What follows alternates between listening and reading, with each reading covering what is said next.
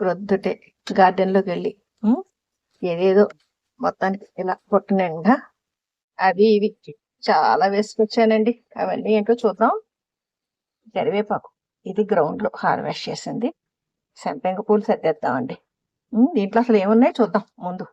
మందారం, గోరుచిక్కుడు, వంకాయ, బెండకాయలు, సంపెంగలు, తిరుమల సంపెంగ, సింహాచలం సంపెంగ, బొగడబంతి, అలాగే మందారాలు, కనకాంబరాలు, పచ్చిమిర్చి, ఇంకా ఏవో 2 రకాలు.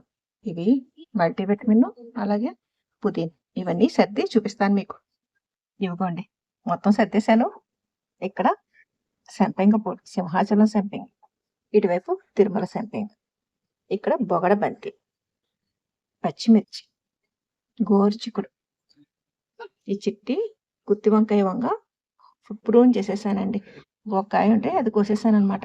ఇక మల్టీవిటమిన్ ఆకులు, కరివేపాకు, అలాగే హిమాలయన్ పుదీనా కొద్దిగా.